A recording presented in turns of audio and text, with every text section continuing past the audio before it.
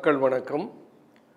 உலக தமிழ் அறிவாளிகளே, சித்தர்களின் அருளால் நலமுடன் பல்லாண்டு வாழ்வோம். மக்கள் தொலைக்காட்சியில் புத்தம்புது காலை என்கின்ற தொடர் நிகழ்ச்சியிலே நோயின்றி 120 வயது சித்தர் ரகசியம் என்கின்ற தலைப்பை ஒட்டி சித்தர் இலக்கியத்திலே சொல்லப்பட்டிருக்கிற கருத்துக்களை பார்த்து கொண்டிருக்கிறோம். நான் மீண்டும் இந்த இடத்திலே வலியுறுத்தி சொல்வது என்னுடைய கருத்துக்கள் அல்ல, ஆனால் நான் நம்புகிறேன், நான் பின்பற்றுகிறேன், நான் கடைபிடித்து கொண்டிருக்கிற கருத்துக்கள். நான் சொல்லுவதை உங்களை பரிசித்து பார்க்க சொல்லுகிறேன்.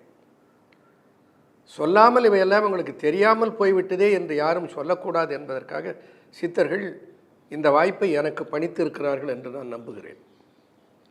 ஆகையினால தெரிந்து கொள்ளுங்கள். கடைபிடிப்பவர்கள் கடைபிடிக்கட்டும். நேரமில்லை என்பவர்கள் இதற்கு நேரம் இல்லைன்னா இந்த உலகத்தில் தங்குவதற்கு அதிக நேரம் இருக்காது. அதான் விஷயம், வேறு ஒன்றும் இல்லை. ரொம்ப பெரிய தத்துவங்களை உள்ளே அடக்கி திருமூலன் ஒரு பாட்டில் சொல்லுவான்.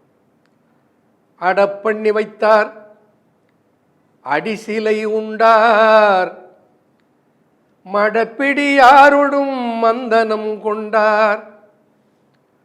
அடப்பண்ணி வைத்தார், அடிசிலை உண்டார், மடப்பிடியாரோடும் மந்தனம் கொண்டார். இடப்பக்கமே இடர் நொந்தது என்றார், கிடக்க படுத்தார், கிடந்து ஒழிந்தாரே. இந்த பாடலை முன்ன வேறொரு இடத்துல மேற்கோளாக சொல்லியிருப்பேன். இந்த இடத்துல இது சொல்வதற்கு காரணம், இறைப்பையினுடைய இயக்கத்துக்கு குருதி தேவைப்படுகிறது. அந்த குருதி இருதயத்திலிருந்து வருகிறது. அந்த குருதி இறைப்பைக்கு போவதற்கு பதிலாக இடம் மாறி மடமாற்றம் அடைந்தால் மரணத்தில் கொண்டு போய் சேர்க்கும் என்ற தத்துவத்தை கண்டுபிடித்து உலகுக்கு 4000 ஆண்டுகளுக்கு முன்னால் சொன்னவர்கள் சித்தர்கள். திருமணமான புதுசு மனைவி பிரியமாக நல்ல அருமையான உணவு சமைத்திருந்தார். அந்த உணவுக்கு பெயர் அடை. அடை எண்ணெய் சேர்த்து செய்யப்பட்ட உணவு, அடை பலகாரம். அதையே அடிசில், அடிசில்னா உணவு, அடையே உணவாக சாப்பிட்டான். அடப்பண்ணி வைத்தார், அடிசிலை உண்டார். அடிசில்னா உணவு, அந்த உணவை சாப்பிட்டார். நன்றாக ருசியாக இருக்கிறது என்று அவன் விரும்பி சாப்பிடுவதை பார்த்து மனையால் இன்னொரு பீஸ் வைத்தான், கூட இன்னொரு துண்டு வைத்தான். நல்லா இருக்கிறது என்று சொல்லிட்டா போகிறோம். இப்போ கூட வீட்டில் என்ன பண்ணுவார்கள், இன்னொரு கப்பு கூட வச்சுருவாங்க. அது பெண்களுடைய இயல்பு. அது நன்றாக இருக்கிறதோ இல்லையோ, திருமணமான புதிதில்லையே அவள் எதை கொடுத்தாலும் இவனுக்கு நல்லா இருக்கும், சாப்பிட்றான். எவ்வளவு சாப்பிட்டான்? வயிறினுடைய கொள்ளளவுக்கு மேலே சாப்பிட்டான். அடப்பண்ணி வைத்தான், அடிசிலை உண்டான். நல்ல ருசியான சுகமான உணவை நிறைய சாப்பிட்ட உடனே அவனுக்குள்ளே ஒரு கிளர்ச்சி வந்தது. தன்னுடைய மனையாளோடு சேர வேண்டும் என்ற ஒரு உந்துதல் வந்தது. அவளும் இடம் கொடுத்தால் இவனும் சேர்ந்தான். அதனுடைய விளைவு என்ன? மடப்பிடியாரோடு மந்தனம் கொண்டார். மந்தனம் என்றால் சேர்க்கை. இந்த மடப்பிடியாரோடு மந்தனம் கொண்டார், மனைவியோடு மந்தனம் கொண்டான்.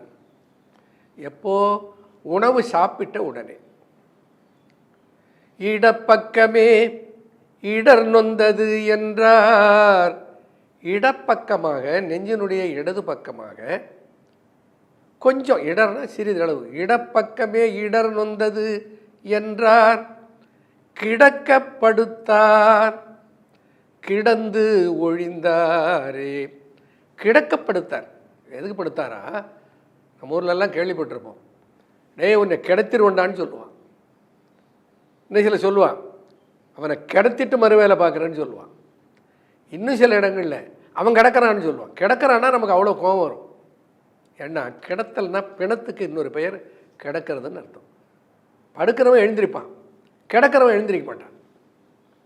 அதனால் கிடத்திட்டான்னா பிணமாக்கிட்டான்னு அர்த்தம். அந்த அர்த்தத்தில் திருமந்திரத்தில் திருமூலர் கையாளுறார். கிடக்கப்படுத்தார். நெஞ்சு வலிக்கிறது என்று படுத்தான். எதுக்கு படுத்தான்? கிடக்கப்படுத்தான். திரும்ப எழுந்திரிக்க முடியாத மாதிரி படுத்துட்டான். கிடந்து ஒழிந்தாரே. என்ன புரிந்து கொள்ள வேண்டும்? உணவு உண்டவுடனே அந்த உணவு செரிமானமாவதற்கு, இரைப்பையை இயக்குவதற்கு குருதியானது இதயத்திலே இருந்து இரைப்பைக்கு அனுப்பப்படுகிறது. அந்த நேரத்தில் கிளர்ச்சி மனதில் ஏற்பட்டு நீ உடல் உறவில் ஈடுபடுவாயானால் உடல் உறவுக்குரிய உறுப்புகளுக்கு குருதி மடைமாற்றம் செய்யப்படுவதனால் இருதயத்துக்கு சுமை கூடி இருதயம் இயங்க முடியாமல் இறந்து போகிறான்.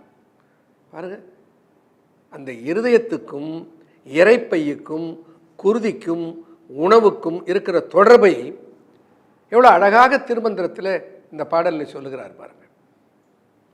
ஆகையினால உணவை வாயிலிட்டு நன்றாக மென்று இரைப்பைக்கு அனுப்ப வேண்டியனுடைய அவசியம் என்ன? இரைப்பையினுடைய சுமையை குறைத்தல். அப்போ எளிதிலே அது செரிமானமாகத்தக்கதாக மாற்றி அதை இரைப்பைக்கு அனுப்ப வேண்டும். இப்போ என்ன சொல்லுகிறார்கள்? என்னுடைய மருத்துவமனையில் சொன்னார்னு சொன்னேன், அப்படியே சாப்பிட்டது செரிக்காத வருது. தப்பு எங்கே நடந்திருக்கிறது? சரியாக மென்று உண்ணாமல் சாப்பிட்டதுனாலே நிகழ்ந்திருக்கிறது.